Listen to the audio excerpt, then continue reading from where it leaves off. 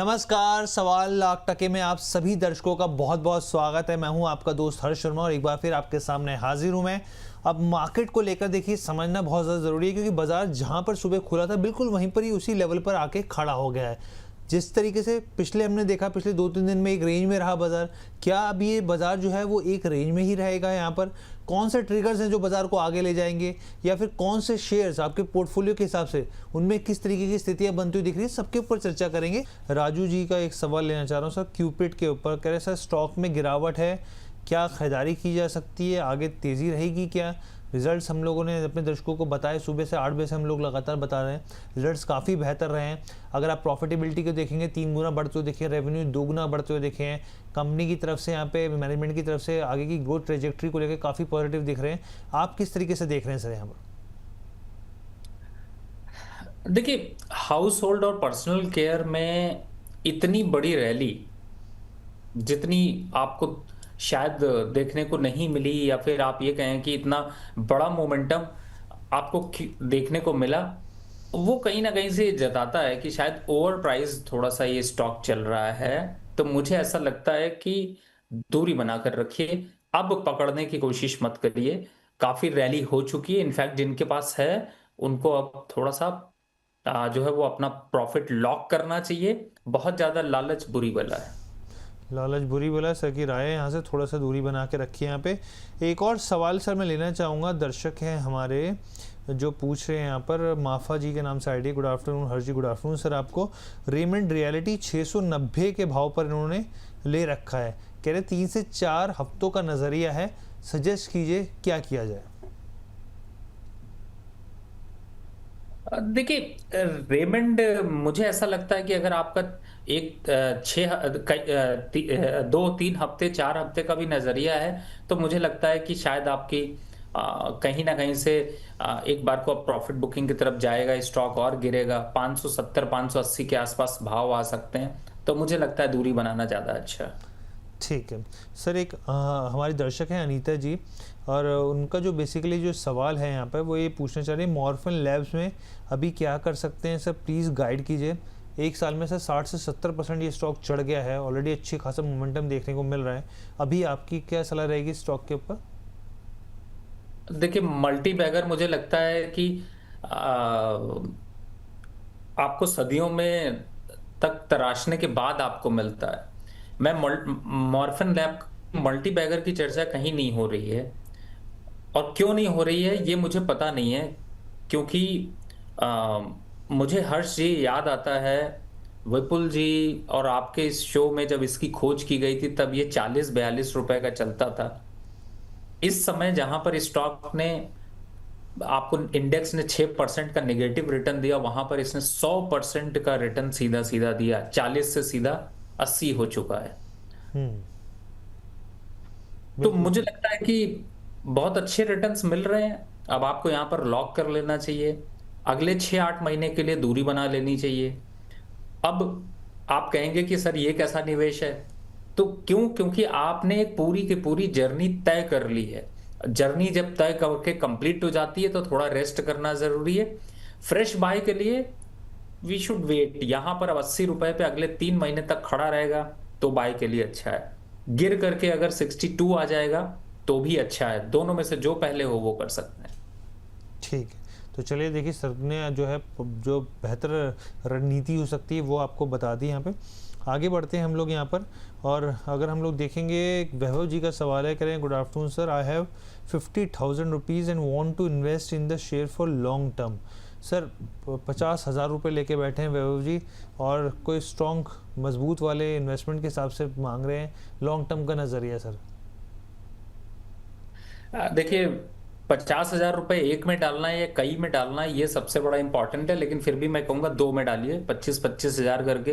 पहला है टनला platform, current level 620 630। बिना पैनिक के आराम से प्यार से मोहब्बत से खरीदते रहिए, कोई पैनिक नहीं है, खरीद के रख लीजिए। 780 रुपए तक के लेवल दिखाई देंगे।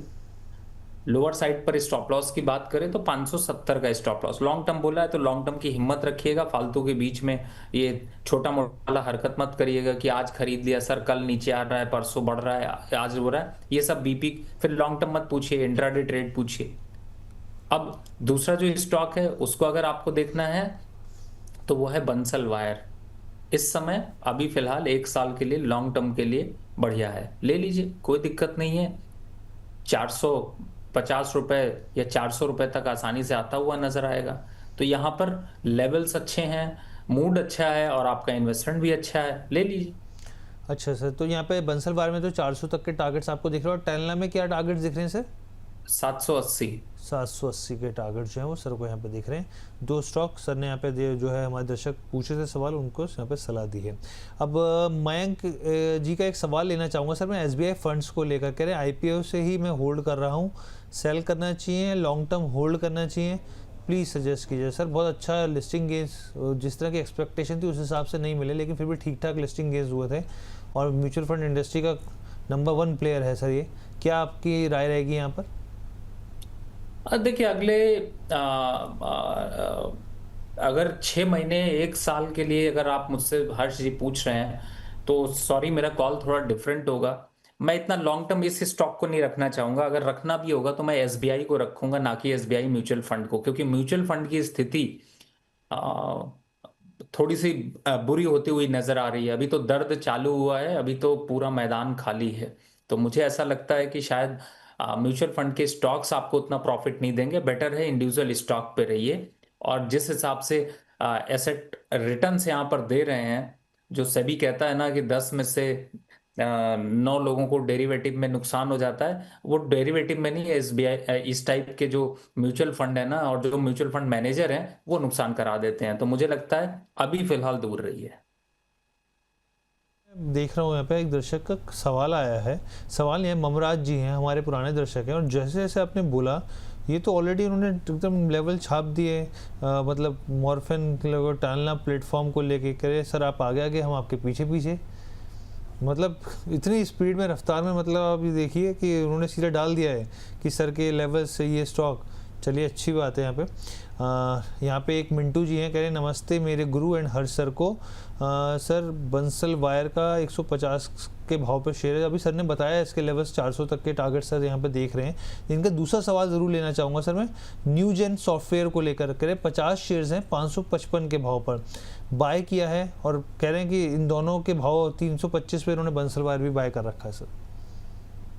देखिए न्यूजेन में तो अभी फिलहाल देखिए वैसे भी आईटी का थोड़ा सा रिबाउंड स्टार्ट हुआ है, और ज्यादातर आईटी स्टॉक्स अब आपको थोड़ा पुल बैक करते हुए नजर आएंगे, लगभग 12-13% के आसपास। तो ऐसा कुछ बहुत चेंज नहीं है, लेकिन हाँ अभी इसको होल्ड करके रखिए 620 के टारगेट के लिए।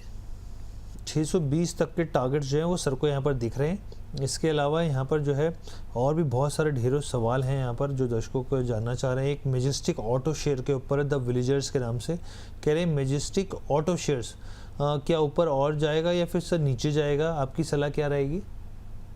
देखिए मजेस्टिक ऑटो, वैसे मैं आपको बताऊं हर चीज, जुलाई और अगस्त का महीना ऐसा होता है जिस टाइम पे आपको ना गाड़ियां खरीदने से ज्यादा कंपोनेंट वाली गाड़ियां खरीदने के ऊपर ध्यान देना चाहिए। यानी कि आप जैसे देख लीजिए मुंजाल ऑटो, एनआरबी बेयरिंग, यूनिपार्ट, इन सब ने अच्छा मोमेंटम दिखाया है।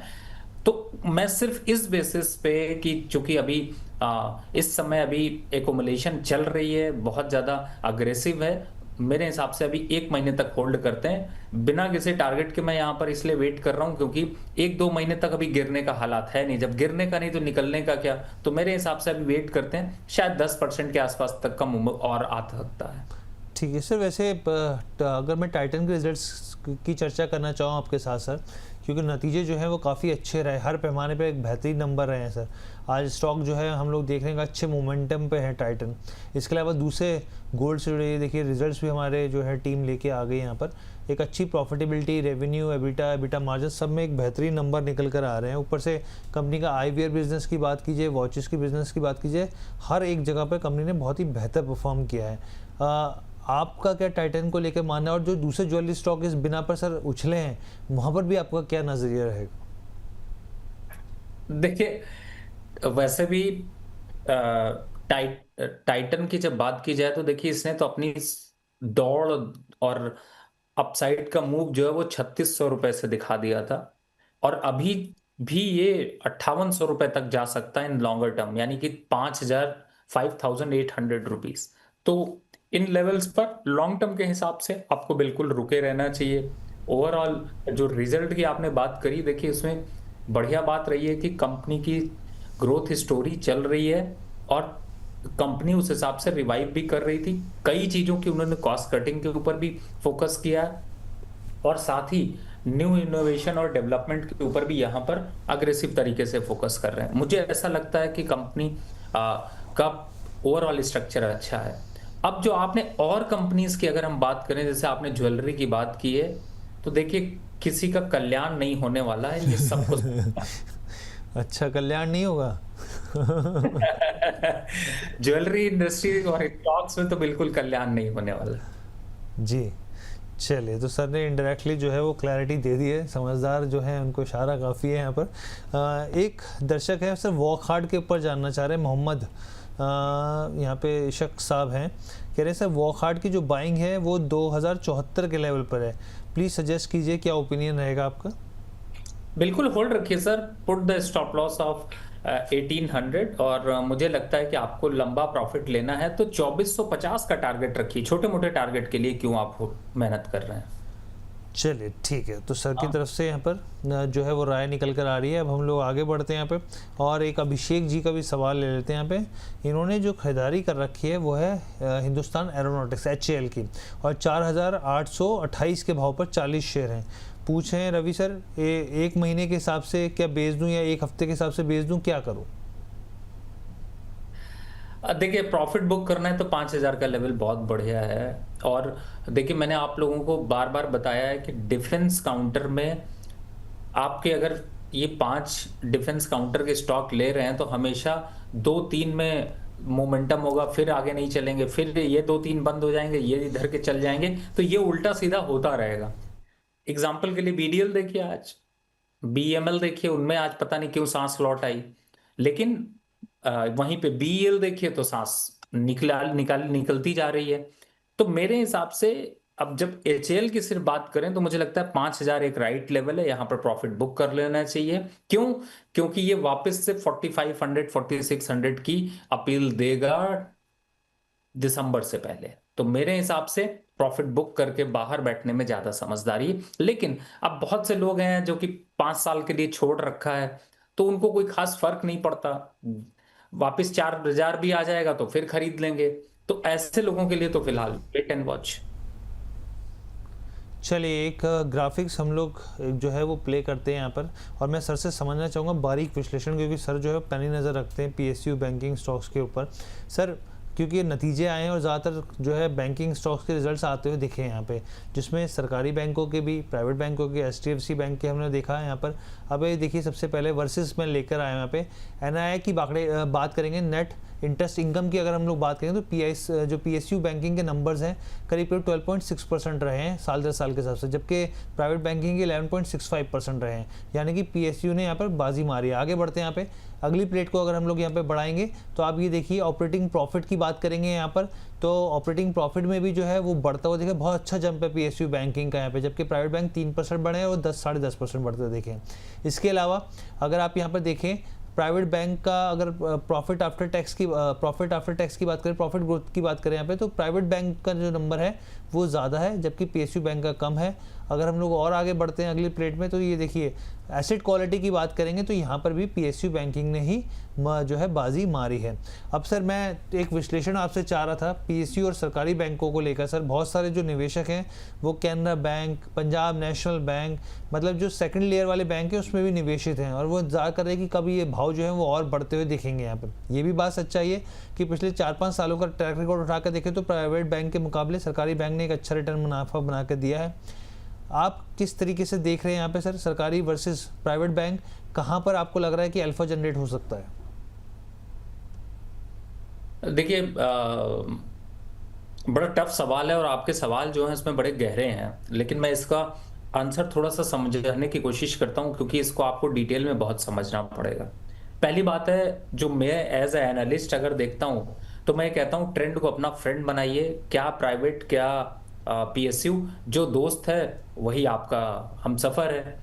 तो यहां पर आप पहली बात तो स्ट्रैटेजी बिल्कुल डिफरेंट हो सकती है और एंट्री डिफरेंट हो सकती है, लेकिन आपको समझदारी कहां पर रखनी वो ध्यान रखिए। पहली बात है कि हम सब बहुत अच्छे से वेल कल्चर नोन में जानते हैं कि पीएसयूज बैंकों के क्या हाल हैं और प्राइवेट बैंकों में क्या आग है। इसीलिए रिटर्न्स पर वो इम्पैक्ट है। जो काम करेगा उसके रिटर्न भी बढ़ेंगे, जो काम नहीं करेगा वो थोड़े में संतुष्ट होगा।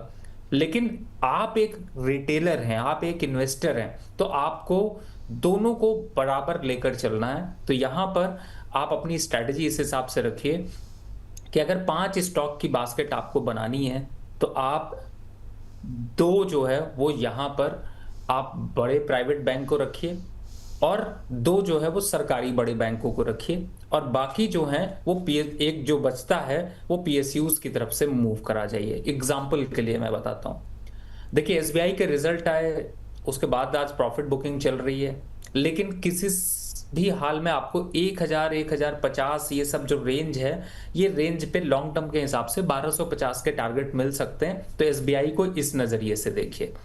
दूसरा स्टॉक है बैंक ऑफ बड़ौदा। छोटे में भी आता है, बड़े बनने की कोशिश है, ख्वाहिश बहुत बड़ी है, और इस समय जो चल रहा है उसमें मोमेंटम अच्छा है। तो यहां पर इस पे फोकस कर लीजिए, वापस से 320 के आंकड़े तक दिख सकता है। दूसरा है आपका कैनरा बैंक। सारा कंपैरिजन करिए, यूनियन बैंक में भी अप ट्रेंड है, पंजाब एंड सिंध बैंक भी आपको दिख सकता है, सब दिख सकता है, लेकिन कैनरा बैंक की बात कुछ अलग है। 129, 125 के बीच में ये कंसोलिडेशन बहुत दिनों से चल रही है और बार बार उछल कर नए जो है वो अप ट्रेंड की तरफ मूव कर रहा है। तो मुझे लगता है कि ये 129 का एक भाव है जिसको कि पॉकेट में पकड़ना और नीचे गिरने पे भी एवरेज करना, या फिर डर से आगे जीत है, जो आपने डायलॉग सुना है वो शायद इसके लिए फिट बैठता है। अब आ जाते हैं दूसरी तरफ, प्राइवेट बैंक की तरफ। प्राइवेट बैंक में एचडीएफसी को मैं पिछले जब भी 720 का भाव आता है कहता हूं आंख बंद करके खरीदे, किसी डर के बिना। चाहे तो कोई और बैंक मत इंक्लूड करिए, यहीं पर यही से बैंक एक ले लीजिए, आपको रिग्रेट नहीं होगा। दूसरा, अब जो ये एक बैंक तो फिक्स है जिसे कि इस समय जो लेवल पर मिल रहा है यहां पर खरीदने से मत चूकिए, चाहे कहीं की भी रिपोर्ट आए, कुछ भी आए, सबसे कोई फर्क नहीं पड़ता। आपको रेंज सही मिल रही है, बैंक सही है, परफॉर्मेंस सही है, स्ट्रक्चर अच्छा है, और उतार और चढ़ाव सब में आता है, लेके बैठिए। दूसरे बैंक पे आपको थोड़ा कैटेगराइज करना पड़ेगा, कभी कोटक का सहारा और कभी आईसीआईसीआई बैंक का यहां पर सफर करना पड़ेगा। इन्हीं दोनों में से चेंज करते हुए चलिए, लेकिन फिलहाल अभी के हिसाब से आपको एचडीएफसी फिक्स और आईसीआईसीआई और कोटक में से कोई भी एक बैंक को और चूज कर सकते हैं। ये पांचों वो पांडव हैं जो कि पूरा महाभारत का युद्ध, यानी कि जो स्टॉक मार्केट का युद्ध है, उसको जीतने में आपकी पूरी मदद करेंगे। चलिए, सर ने एकदम बारीक से विश्लेषण कर दिया, लेकिन हाँ सर, एक पॉइंट ज़रूर मैं आपसे पूछना चाहता हूँ। एचडीएफसी बैंक को लेकर आपने कहा कि ये मौका रहेगा खरीदारी करने का, काफ़ी लोअर लेवल पर है अभी। जी बिल्कुल, देखिए एचडीएफसी बैंक का जो लेवल चल रहा है हर्ष जी, ये शायद मेरे ख्याल से, मैं अगर पूरे फंडामेंटल के हिसाब से कैलकुलेट करने की कोशिश करूं, टेक्निकल में तो देखिए बड़े बड़े शेयर जो हैं वो धराशायी हो जाते हैं, लेकिन फंडामेंटल पॉइंट पे, फैक्टर पे अगर जाएं तो एचडीएफसी काफी स्ट्रांग बैंक है, और ये शेयर जो है वो मुझे लगता है कि इन प्राइसेस पर अंडर वैल्यूड मिल रहा है। अगर ये 800 मिल रहा है तो थोड़ा सा आपको एक्सपेंसिव लगेगा, लेकिन अगर आपके पास वक्त है कि आप 3 साल 5 साल दे सकते हैं, तो जितना पेशेंस आपने मॉर्फन लैब पे दिखाया है, एचडीएफसी भी नए आयाम दिखाएगा। चलिए, बहुत अच्छी बात है उन दर्शकों के लिए जिनके मन में सवाल होता है कि एचडीएफसी आखिर कब बढ़ेगा। अब हम लोग प्रीति जी का एक सवाल लेना चाहूँगा सर, एचएफसीएल को लेकर। सर एचएफसीएल सर किस तरीके से देख रहे हैं आप यहाँ पर? और पिछले कुछ समय में बहुत सारी खबरें आई, बाहर से भी आई, चीन के ऊपर दबाव को लेकर भी आया, डाटा सेंटर के जो इक्विपमेंट्स को लेकर यहाँ पर, और एनसीलीज को लेकर, तो बहुत सारे स्टॉक्स इस रडार में भी आए जिसमें एचएफसीएल भी था। आज भी 3% से ज़्यादा की तेज़ी है सर, क्या करना चाहिए? देखिए 230 के ऊपर अपना दोस्त नहीं है, प्रॉफिट बुक कर लीजिए। जिन लोगों ने नीचे ऊपर कहीं भी खरीदा हो, अब उसमें जान नहीं रहेगी। 230 एक हाईएस्ट प्राइस है, अदरवाइज सेटलमेंट के हिसाब से जाएंगे तो वापस 180, 170 के पास सेटल होता हुआ नजर आएगा। ठीक है। एक और दर्शक है सर, जो है ये KK24 के नाम से उन्होंने एक आईडी बनाई है, दिव्यानी इंटरनेशनल को लेके आपसे नज़रिया जानना चाह रहे हैं। सर कैसे देख रहे हैं दिव्यानी इंटरनेशनल को आप? देखिए, इस समय तो अभी फिलहाल दिव्यानी इंटरनेशनल में एकुमुलेशन अच्छा दिख रहा है, थोड़ा माहौल मजबूत बना हुआ है। तो मेरे हिसाब से मैं उसको होल्ड और वेट एंड वॉच की कैटेगरी में रखूंगा। अब एक आध महीने के बाद इस पे व्यू ज़्यादा क्लियर होगा, तब तक के लिए अभी वेट एंड वॉच। अपसाइड जहां तक बात करें तो 8% के आसपास का अपसाइड यहाँ से बनता है। ठीक है सर। और MCX के ऊपर सर क्या राय होगी? निशान जी पूछ रहे हैं आपसे। देखिए, एमसीएक्स और बीएससी तो फिलहाल भले निफ्टी की तरफ उम्मीदवार खड़े होते हों, लेकिन अभी इन लेवल्स पर मैं कंफर्टेबल बाय नहीं समझता। लगभग 15-16% का करेक्शन आने दीजिए करंट लेवल से। 15-16, अच्छा ठीक है सर। अच्छा एक चीज़ और बताइए सर रवि सर, क्योंकि पिछले हफ्ते हमने देखा कि PSU इंडेक्स ने आउट परफॉर्म किया, स्मॉल कैप ने अगर देखेंगे उसके हिसाब से, स्मॉल कैप, मिड कैप और निफ्टी 50 के हिसाब से तो स्मॉल कैप ने आउट परफॉर्म किया। अब आने वाले दिनों में आप कौन से सेक्टर को देख रहे हैं, सबसे ज़्यादा बुलिश कहाँ पर नज़र आ रहे हैं सर आप? और अगर कोई आपकी पिक्स हो प्लीज़ सजेस्ट कीजिए कि भाई यहाँ पर खरीदारी की जा सकती है, ये पसंद आ रहा है। देखिए, पिक्स तो मेरी बहुत हैं, और इनफैक्ट हमने अभी मास्टर ट्रस्ट पे भी प्रीमियम रिसर्च एडवाइजरी पे आपके 5 लाख रुपए का और 2 लाख रुपए के 2 पोर्टफोलियो रिलीज किए हैं, जैसे कि आप स्टॉक परचेज कर सकते हैं। मैं कुछ स्टॉक्स, एक आध दो स्टॉक्स की चर्चा कर चुका हूं ऑलरेडी। अगर आप देखें तो मैंने जैसे बंसल वायर की बात की, हिंद कॉपर एक है स्टॉक, उसको यहाँ पर रिकमेंड किया हुआ है। लेकिन जो आपने बात कही कि रैली कहां पर आएगी, उस पर 2 सेगमेंट अब उभरते हुए नजर आएंगे। एक, ऑयल मार्केटिंग कंपनीज फिर से बढ़ती हुई नजर आएंगी। दूसरा, FMCG काफी अंडर वैल्यूड हो चुका है, यहाँ पर थोड़ा सा वापस से एक तेजी के माहौल बनते हुए नजर आ सकता है। अच्छा सर, आपने कहा ऑयल मार्केटिंग, तो सर एक अपस्ट्रीम कंपनी है, एक डाउनस्ट्रीम कंपनीज है सर। अपस्ट्रीम में हम सब जानते हैं यहाँ पर कि क्या स्थिति रहती है, जब प्राइसेस ऊपर होते हैं तो उनको फ़ायदा होता है। डाउनस्ट्रीम के साथ कहानी हुई उल्टी है सर, तो यहाँ पर कहाँ फोकस किया जाए सर? देखिए, मैं जानता हूँ हर्ष, आप बिना मुझसे निकलवाए स्टॉक मानेंगे नहीं नहीं, नहीं सर, मैं तो कोशिश बस आपसे नहीं नहीं, आपका सवाल बहुत वाजिब है, लोगों को समझ में आना चाहिए। देखिए, अप स्ट्रीम और डाउन स्ट्रीम का क्रूड ऑयल के प्राइसेस से बहुत ज्यादा घनिष्ठ संबंध रहता है, लेकिन मैं हमेशा इस पे बड़े बैनर खुद से दूर रहता हूं। जैसे मैं आपको अगर पूरा कंपैरिजन करूं तो इस समय मुझे IOC, BPCL और हिंद ऑयल जो अभी आपने दिखाया, जी। इनमें काफी अच्छा एकोमोलेशन देखने को मिल रहा है। तो यहाँ पर बाइंग मोमेंटम में बने रहने में ज्यादा समझदारी है। दूसरी तरफ अगर स्ट्रांग हेल्थ चाहिए और डिविडेंड का मजा भी चाहिए, तो आप गेल की तरफ चले जाइए या ONGC की तरफ। तो ये 5 स्टॉक सफिशिएंट है। इन अगर आप ऑयल मार्केटिंग की बास्केट बना रहे हैं तो इससे ज्यादा मत रखिए। ठीक, चलिए अब एक और सवाल लेते हैं यहाँ पे राजेश जी का। हर्ष सर, जी शिपिंग पर क्या किया जा सकता है? रवि सर प्लीज़ सजेस्ट कीजिए। ये कह रहे हैं कि 1600 रुपये के भाव पर इन्होंने खरीदारी कर रखी है।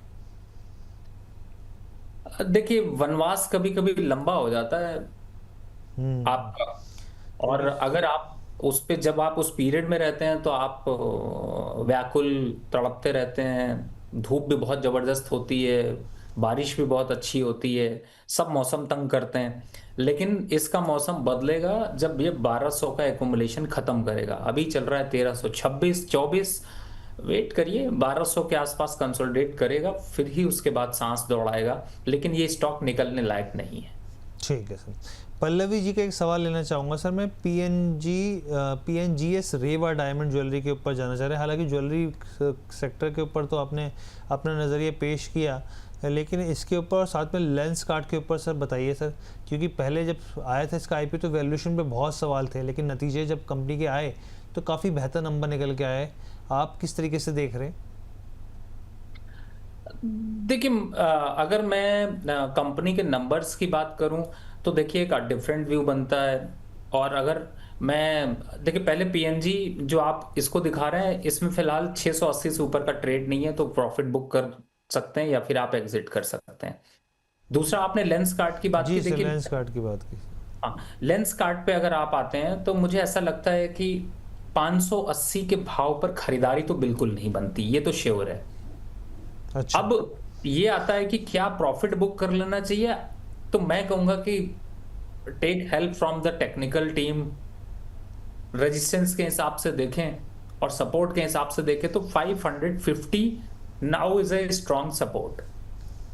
30 पॉइंट का रिस्क और 60 से 70 पॉइंट यानी 620 के आंकड़े तक जा सकता है।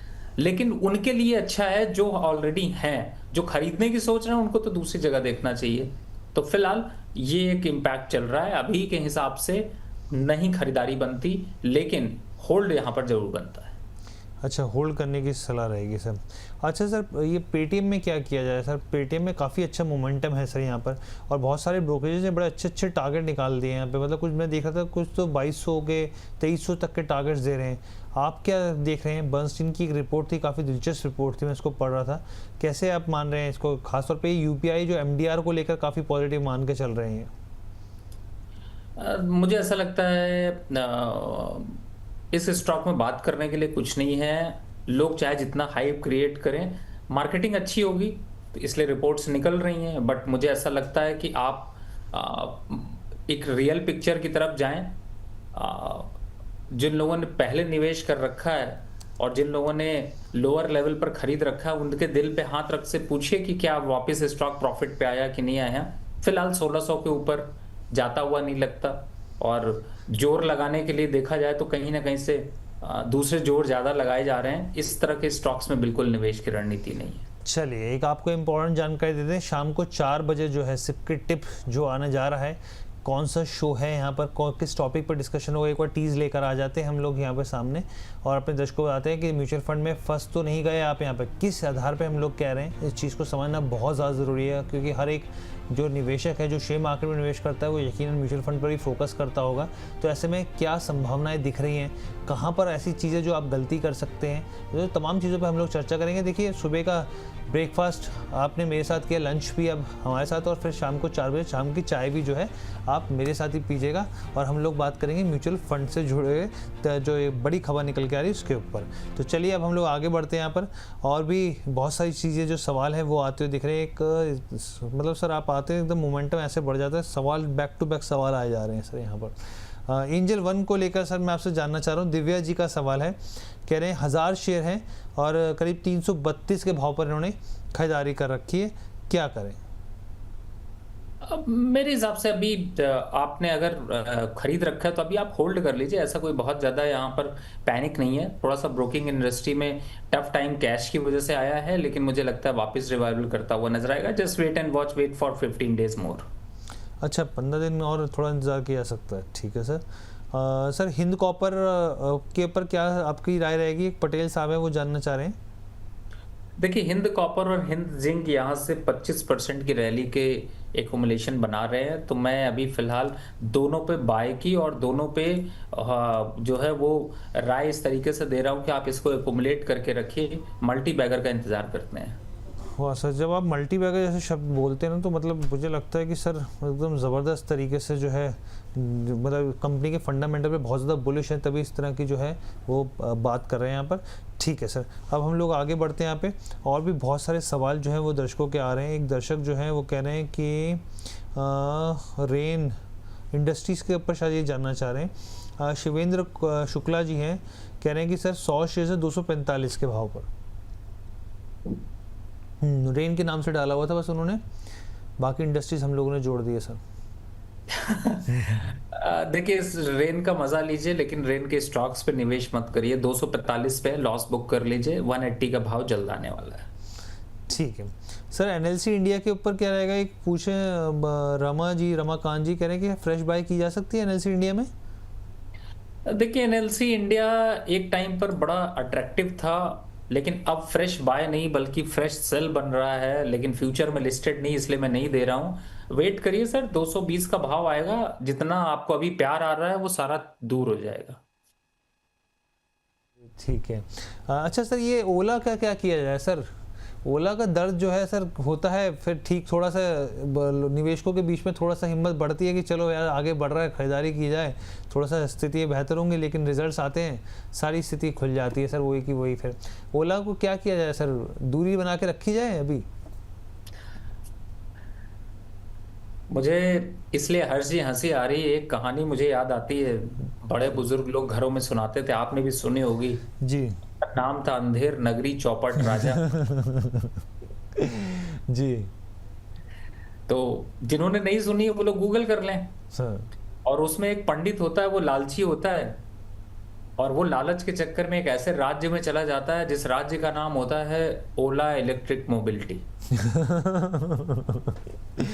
चलिए सही है। उसके बाद जो उसका हाल होता है वो यही होता है। तो आप भी वही ना बनने की कोशिश करें, और बेटर है कि ट्रेडिंग से दूर। मैंने 40 रुपए का, आपको मैं बताऊं हर्ष जी, की मैंने इस चक्कर में मैंने 30 रुपए के स्टॉक्स बहुत से ढूंढ ढूंढ के लोगों को सजेस्ट किए कि भाई वो मत लो, यही ले लो। इनफैक्ट वो छोड़िए, मैंने आंख बंद करके इसकी जगह पे यस बैंक भी दिया हुआ है, सर आइडिया भी दिया हुआ है, वो भी रिटर्न दे गया। आइडिया तो डबल रिटर्न दे गया, डबल 7-8 रिटर्न दे गया रुपए सर, के। बिल्कुल। बल्कि सर एक चीज़ और है इस रिजल्ट में, मैं एक चीज़ समझ रहा था कि सर जो लॉस है वो नैरो ज़रूर हुआ है, लेकिन जो टॉप लाइन ग्रोथ है वो ख़राब हो गई है सर यहाँ पर। तो वहाँ से डेंट ये बड़ा आया है सर। ये एक्चुअली में मैं बताऊं आपको, ये स्टॉक खरीदवाया टीवी वालों ने ही है। जितना टीवी पे चला चला के न्यूज़ खरीदवाई है ना आप लोगों ने, नहीं सर, इसी हम लोग नहीं है सर जिम्मेदार सर। चलिए सर आगे बढ़ते हैं सर। एक धनराशि भेजी है हमारे दर्शक ने। अच्छा, बेसिकली सर 2 स्टॉक्स है, लेकिन मैं तीसरा स्टॉक भी आपसे पूछ लेता हूँ, क्योंकि जब आरईसी की बात होती है तो पीएफसी की भी बात होती है। आज काफ़ी अच्छा खासा डाउनफॉल में है यहाँ पे सर। एक तो विमता लैब्स के ऊपर ये पूछें, कह रहे हैं कि शॉर्ट टर्म के हिसाब से क्या नजरिया रहेगा सर आरईसी, और मैं पीएफसी और जोड़ रहा हूँ सर इसमें। नहीं देखिए, आरईसी पीएफसी में कोई पैनिक नहीं है। आप लॉन्ग टर्म के हिसाब से एकोमुलेशन करिए। जो पावर सेगमेंट में इस समय एकोमुलेशन चल रहा है वो थोड़ा सा एग्जाम देने वाला टाइम है। तो मैं इस पे जो 5% 7% का अगर करेक्शन आ भी जाता है तो ऐसा पैनिक नहीं है। आरईसी 325 330 के लेवल पर बेस्ट है। सुजलॉन भी मैंने इनफैक्ट 45 रुपए पे बाय करने की रिकमेंडेशन दे रखी है। साथ ही पीएफसी की बात करें तो करंट लेवल पे भी खरीदा जा सकता है, बस आपके अंदर रिस्क कैपेसिटी यहाँ पर हो कि आप पैनिक नहीं होंगे। तो इसको होल्ड करके रखिए। जहां तक विमता लैब है, थोड़ा सा करेक्शन अभी आपको और दिख सकता है, लगभग 580 के लेवल आ सकते हैं, तो अभी खरीदारी करने से बचें। अच्छा सर, एक चीज़ समझाइए, क्योंकि अब आपने सुजलॉन का जिक्र छेड़ा तो सर आयनॉक्स विंड के भी रिजल्ट्स आए सर, और आयनॉक्स विंड के रिजल्ट्स खराब रहे सर। मैंने थोड़ा सा उसको गो थ्रू किया तो बहुत कुछ निकल के आया नहीं सर। मार्जिन्स का डेंट जो है, चाहे वो सुजलॉन की बात कर लीजिए आप, चाहे आप आयनॉक्स विंड की बात कर लीजिए, मार्जिन्स पर डेंट पड़ता हुआ जो दिख रहा है सर नतीजे के हिसाब से यहाँ पर, ये क्या कहानी कह रहे हैं सर? देखिए, अभी तो डेंट आपको जो है वो वारी एनर्जी और प्रीमियम एनर्जी पे भी पड़ता हुआ नजर आएगा, क्योंकि सारी धूप शांत हो गई है। सारी चीजें जो ग्रीन एनर्जी और सोलर की बात की जा रही थी वो अब थोड़ी ठंडी पड़ती हुई नजर आएगी। तो इसलिए आइनॉक्स विंड की जहां तक बात करें, देखिए ये तो पहले ही फेल्योर टाइप का था। तभी तो सब लोग बात करते थे, स्टॉक को बढ़ाने की बात करते थे। 260 रुपए का स्टॉक आज 74 रुपए हो गया, तो आज किसी की स्क्रीन पे भी नहीं आता है। जिसकी स्क्रीन पे आता है वो जो दुख दर्दी बेचारे पड़े हुए हैं वही सवाल अपना पूछ लेते हैं। अभी भी पड़े हुए हो तो फिर ये भी सवाल खड़ा होता है। मेरे हिसाब से तो निकल जाइए, आपकी तरफ कोई हवा नहीं आने वाली है। चलिए, कोई हवा नहीं आने वाली। सर के सटायर भी एकदम ज़बरदस्त होते हैं यहाँ पर। चलिए आगे बढ़ते हैं हम लोग। यहाँ पर एक और दर्शक हैं शुगर स्टॉक्स के ऊपर सर। ये मिठास सर कहाँ तक जाएगी? मिठास बताइए ज़रा। ये आंध्र शुगर 20% अप है, कह रहे हैं कि रवि सर प्लीज़ सजेस्ट कीजिए। Good afternoon. देखिए, जिस हिसाब से आप सवाल पूछ रहे हैं, देखिए शुगर इंडस्ट्री को जनरली हम लोग, मैं जवाब आपने मेरा जरूर कहीं सुना होगा, लेकिन मैं फिर भी रिपीट इसलिए कर रहा हूँ क्योंकि मैं इस चीज की खोज बहुत पहले कर चुका हूँ। और जनरली इसका का मोमेंटम जो है वो मुझे हर्ष याद आता है कि हम लोग सिर्फ बजट से कुछ दिन पहले इसको ट्रेड करते थे, लेते थे, निकाल देते थे, और जी उसके बाद पूरे साल इंतजार करते रहते थे कि अब अगले साल सरकार कितना लॉस यहाँ पर बियर करेगी, सब्सिडी में कितना देगी, और फिर वो स्टॉक चल जाता था बजट के आने तक। अब क्या हो गया, एक नया यहाँ पर फालसा जुड़ गया है जिसका नाम है नितिन गडकरी जी। और उन्होंने ना इन स्टॉक्स को रॉकेट बना के मल्टी बैगर बना दिया। अरे शुगर कंपनियां कभी प्रॉफिट में आ ही नहीं सकती। इथेनॉल का चाहे जितना भी नाम ले लीजिए, ये कंपनियों में ऐसा कुछ नहीं डेवलप होने वाला होता। ये सिर्फ और सिर्फ सरकारी पैसे से ही ये कंपनियां यहाँ पर चलती हुई नजर आती। तो मेरे हिसाब से समझदार बनिए। Book the profit at every sugar industry stocks. जहां मौका मिले प्रॉफिट काटते रहो, दोबारा घुसोगे हाथ जलेगा, और शुगर अगर ज्यादा हो गई तो इंसुलिन भी काम नहीं आएगी। तो मेरे हिसाब से ये इंडस्ट्री के स्टॉक्स पे एक्सपोजर अगर पूरे पोर्टफोलियो का देखो तो सिर्फ और सिर्फ होना चाहिए 1% से ज्यादा नहीं। 1% भी बहुत ज्यादा है।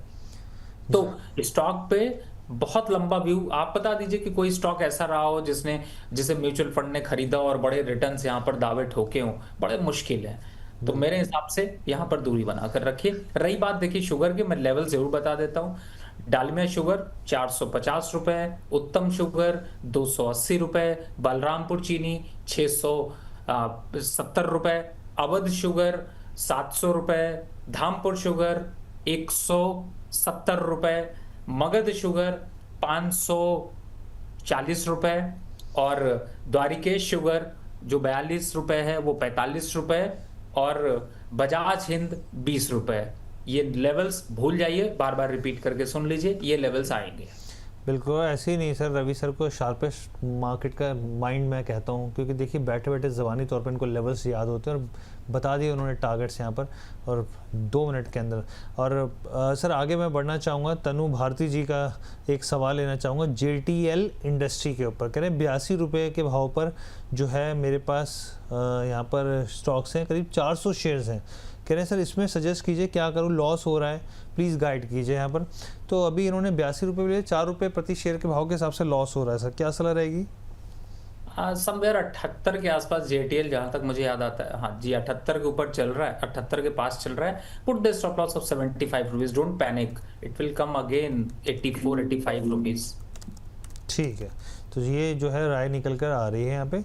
इसके अलावा यहाँ पे अगर हम लोग आगे बढ़ेंगे तो एलिटकॉन में, अच्छा शिवेंद्र शुक्ला जी हैं, कह रहे हैं एलिटकॉन में सर काफ़ी लॉस पे बैठा हूँ, इनके पास 8000 शेयर्स हैं 31 के भाव पर।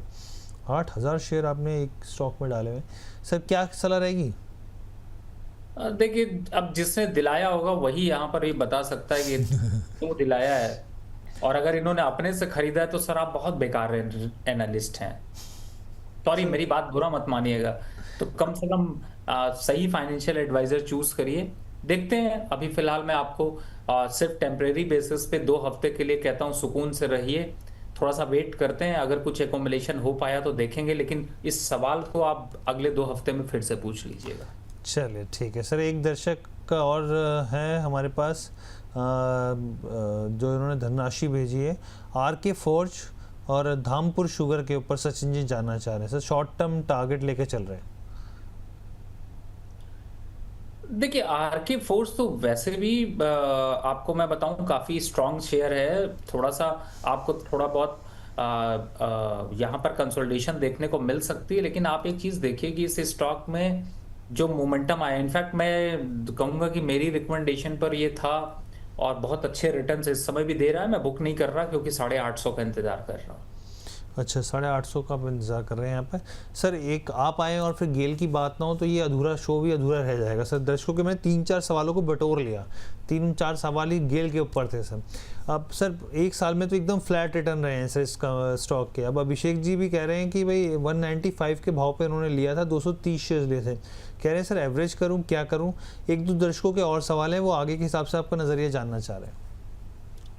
देखिए ये स्टॉक जो है ना वो मैंने कभी प्रॉफिट के लिए नहीं लिया है। ये स्टॉक मैंने सिर्फ और सिर्फ डिविडेंड के हिसाब से लिया है, और धीरे धीरे करके ये एकोमुलेशन अपनी बढ़ाता जाता है।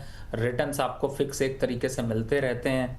तो मेरे हिसाब से डिविडेंड का मजा, और स्टॉक बढ़ जाए तो उसका भी एक अलग फायदा है। अभी आया था कुछ दिन पहले, मैं आपको बताऊं 140 रुपए, बोलते बोलते थक गया, लोगों ने शायद एवरेज करना ही भूल गए। अभी चल रहा है 170, अब फिर से वापस आपके अट्रैक्शन में आ जाता है। सर 160 के नीचे जब भी एवरेज करोगे सुखी रहोगे। बुक तो करना ही नहीं है, इसको छोड़ दीजिए, अगले 10 साल बाद देखेंगे। क्यों? क्योंकि डिविडेंड का मजा तो आपको मिलता ही रहता है। तो फिर जब FD में पैसे डालो या फिर गेल में ही डाल दो, ज्यादा फायदेमंद है। ठीक है, तो अब यहाँ पर जो है हम लोग और देख रहे हैं, कुछ और सवाल भी हैं यहाँ पे, और दर्शकों के जो है कह रहे हैं रवि सर, हर्ष सर, गुड आफ्टरनून सर, आपकी एडवाइस बताना का तरीका बहुत ही सही लगता है, थैंक यू। तो सर ये देखिए आपके लिए प्यार मोहब्बत आप कुछ भी कहिए, यहाँ पे आपके लिए जो है निवेशकों की, दर्शकों की जो है यहाँ पर दीवानगी जो है वो बढ़ती हुई दिख रही है लगातार। खैर बढ़ती हुई, कि आप तो सालों से आपको फॉलो किया जा रहा है सर, इसमें तो कोई दो राय है ही नहीं यहाँ पर। और इसके अलावा सर एक और दर्शक है JSW सीमेंट के ऊपर 3 साल का नजरिया जानना चाह रहे हैं। 2 लाख रुपए निवेश कर रखे हैं इन्होंने। देखिए, JSW सीमेंट क्यों चूज किया ये तो नहीं पता मुझे, लेकिन फिर भी स्टॉक अच्छा है। 3 साल के नजरिए के हिसाब से आपको शायद मेरे ख्याल से 180-200 के भाव मिलेंगे। रिटर्न वाइज देखे तो 12-13% के रिटर्न मिलने चाहिए। लेकिन 3 साल के हिसाब से अगर चूज कर रहे हैं तो सर थोड़ा सा सेगमेंट यही रखना है तो अंबुजा सीमेंट को चूज करिए, वो ज्यादा बेटर है। बाकी चॉइस आपकी, इसको भी होल्ड करके चल सकते हैं। ठीक है सर। ओलेक्ट्रा ग्रीन के ऊपर क्या राय रहेगी सर? एक और दर्शक है वो पूछना चाह रहे हैं। देखिए, ओलेक्ट्रा ग्रीन वैसे तो देखा जाए तो काफी ग्रीन हो चुका था। एक करेक्शन आया था अभी रिसेंट डेज में 900 रुपीज का, फिर से एक अपवर्ड ट्रेंड में है। नो ट्रेड जोन पर चल रहा है। अगर आपके पास है तो आप होल्ड कर सकते हैं, बट 1550 या फिर 1600 के आसपास आता है तो रिव्यू जरूर करा लीजिएगा, क्योंकि उन इस स्तर पर खरीदना या फिर होल्ड करना शायद ज्यादा समझदारी नहीं होगी। थैंक यू रवि सर, बहुत बहुत धन्यवाद। आपने पूरे मार्केट पर नजरिया रखा और साथ में जो बताया आपकी प्रेफरेबल पिक्स क्या हो सकते हैं, दर्शकों के सवाल भी लिए। सर धन्यवाद अपना कीमती समय देने के लिए। साथ ही डिस्क्लेमर प्लीज शेयर कर दीजिए। जिन भी स्टॉक्स की मैंने चर्चा करी है हर्ष, उनमें मेरी पर्सनल पोजीशन नहीं है, लेकिन मास्टर ट्रस्ट के जो क्लाइंट हैं उनकी पोजीशंस यहाँ पर हो सकती हैं। और मैं तब भी कहूँगा कि आपको मेरी राय अच्छी लगती है, सब कुछ अच्छा लगता है, लेकिन फिर भी अपना एक बार फाइनेंशियल एडवाइजर से कंसल्ट जरूर कर लीजिए, जिससे कि आपको पूरी कंफर्मेशन मिले। ठीक है।